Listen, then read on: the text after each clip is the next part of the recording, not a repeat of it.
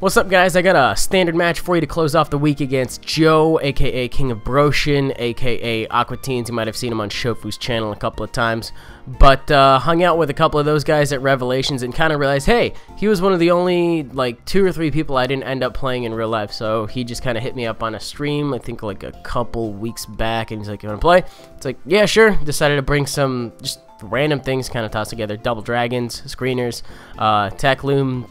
I don't even know what kind of scissor that is, I forgot. And then just a regular mammal swine to handle dragons, so why the fuck not other dragons? There we go. But we're going to see what kind of trouble we can get into. So, he's going to go ahead and lead off with his Landers. I'm going to go ahead and lead off with my Espeon. It wasn't apparent to me at this time that he sabbed his Landers incorrectly because it does not have Intimidate. It's definitely a huge flag later because Espeon really doesn't give a shit whether or not it's intimidated because, you know, I'm not going to go for physical attacks or anything like that. This is a support set, mostly support set anyway, because it just gets the screens up and it's good to go. But, he brings in his Ninetales off the U-turn, and I figure I'm just going to go ahead and get my other screen set up, which is my light screen, and I'm going to go ahead and take this flamethrower very nicely. Now, the thing about him having Sun Up is it's actually going to boost my recovery move. Kind of a gimmicky thing going on with this set, but you know what? I don't really mind because it keeps my screener around longer. I guess it's kind of uncommon to run it on the set, you know, maybe run Baton Pass or whatever, but it's like, hey, you know what? If it keeps the screens up longer in the game, I don't really mind that much. So I switch out here expecting the flamethrower again because I'm like, I got both of my screens up. It's fucking Salamence time. And he brings in his Heatran. Talk about getting the short end of the stick because I am a mixed ments, and I really was tempted to go for the Earthquake right there, but I figured, hey, you know what? I might as well start setting up while the screens are up and just start Dragon Dancing early game, see what we can do. So I go for the Outrage, but before that, that is where I was expecting the Intimidate, because I remember that he had a Landers and he was going to bring it in to do that, but it doesn't intimidate me. I don't know how much that really would have ended up mattering. I'm pretty sure at neutral maybe might have been a 2-hit KO, don't quote me on that.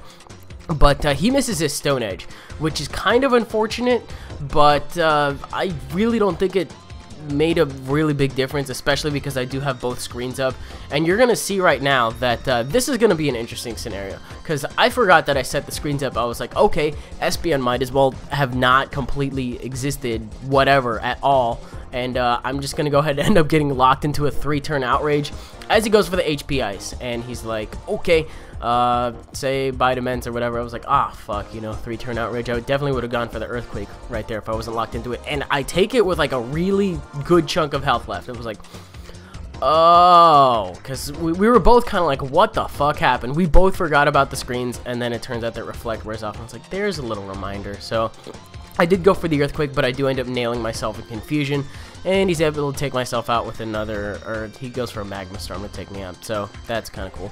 I kind of want to say maybe hitting the Stone Edge and the HP Ice would have mattered, but to be honest, they're both kind of rendered null. I mean, even if he did take me out with that HP Ice, he stayed in on this next turn to take the Mamoswine's Earthquake. I don't know if he would have switched out had he been a little bit comfier on HP, but I don't know, that's just kind of, hacks happens, so there's that. But gonna go for an Earthquake and just knock him out, so we're doing pretty good.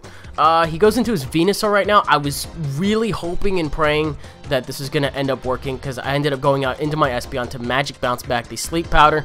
Much to my surprise, it did. So it doesn't even end up missing on the bounce back either, so the fastest thing on his team, thanks to the weather, is now completely put to sleep, and that thing is probably a pretty big threat, especially if it's running the HP Ice, which would threaten both of my dragons. I'm not really too worried about the HP Fire, to be completely honest.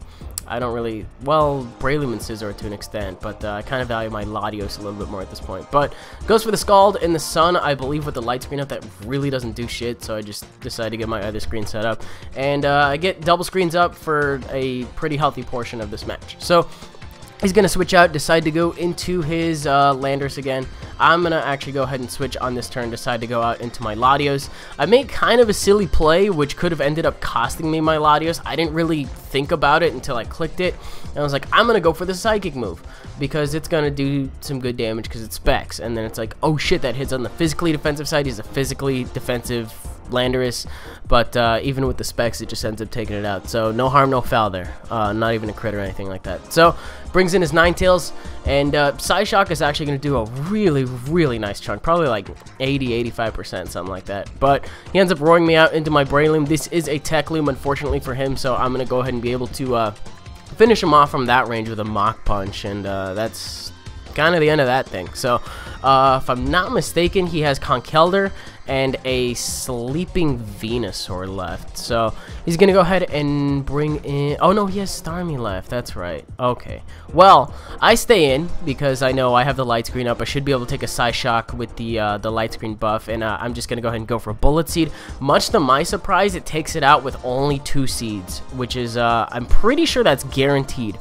100% of the time, and then it's got a different percentage for 3, 4, and 5, but you're guaranteed to hit at least 2 all the time, which is nice. So brings in his Conkeldurr now, and thanks to the Reflect, I'm going to be able to take this Mach Punch reasonably well as well. It leaves me with enough HP to get 1 more attack off with Life Orb, exactly 1 more. And that's kind of the end of that Conkeldurr, because I end up getting a high roll on Bullet Seed, either 4 or 5, but it ends up stopping at 4 because it only takes 4 to take him out. So hey, that's kind of cool. What do we have left? I'm actually really glad this worked out this way, because I would have ended up having to waste a turn to switch out to Latios immediately after, but because it is a double down, I get to go directly into my Latios, knowing that his last thing is a Sleeping Venusaur.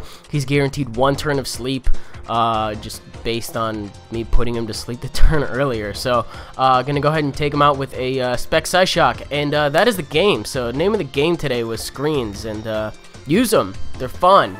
I don't know, I kind of enjoyed myself. So if you guys liked it too, you're welcome to leave me a like rating, comment, subscribe, and do your thing.